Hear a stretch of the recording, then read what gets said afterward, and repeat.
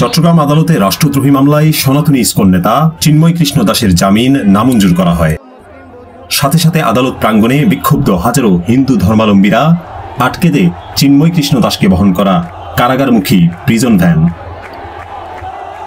সনাতনীদের বিক্ষোভ ও চাপের মুখে প্রায় ৩ ঘণ্টা যাবৎ আদালত প্রাঙ্গণে আটকে থাকে ইসকন নেতাকে বহনকারী পুলিশ ভ্যানটি।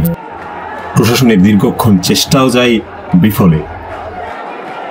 বেলা ৩টায় যৌথ বাহিনীর অ্যাকশনে লাঠিচার্জ ও সাউন্ড গ্রেনেডের মুখে বিক্ষুব্ধ সনাতনীরা ছত্রভঙ্গ হয়ে পড়লে কড়া নিরাপত্তায় চিন্ময় কৃষ্ণ দাসকে কারাগারে পৌঁছানোর প্রক্রিয়া শুরু করে আইন শৃঙ্খলা বাহিনী।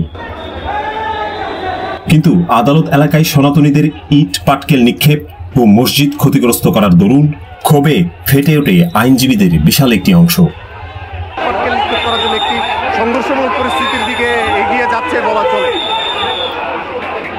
মুহূর্তে আদালতের প্রবেশ মুখ ও লালদিঘি কোতোয়ালি এলাকা হয়ে ওঠে সংঘর্ষপূর্ণ। সনাতনীদের বিক্ষোভ মিছিল থেকে ভাঙচুর করা হয় আইনজীবীদের গাড়িসহ প্রায় ২০টি প্রাইভেট কার। এছাড়াও দারুণভাবে ক্ষতিগ্রস্ত হয় বেশ কিছু মোটর বাইক ও সিএনজি।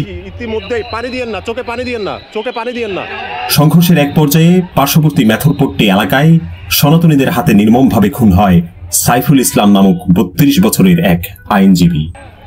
তাকে উদ্ধার করে দ্রুত চট্টগ্রাম মেডিকেল কলেজ হসপিটালে নেওয়া হলে কর্তব্যরত চিকিৎসক সাইফুল ইসলামকে মৃত ঘোষণা করেন। স্বজন ও সহকর্মীদের আহাজারিতে ভারী হয়ে ওঠে চট্টগ্রাম মেডিকেল কলেজের পুরো এলাকা।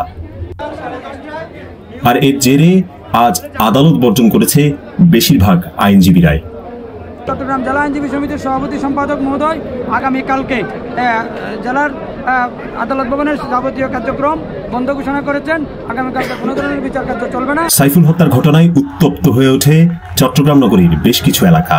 বিক্ষুব্ধ জনগণ ও বিভিন্ন রাজনৈতিক নেতাকর্মীরা খুনির বিচারের স্লোগানে জড়ো হয় সাইফুলকে হত্যা করা এলাকার সামনে।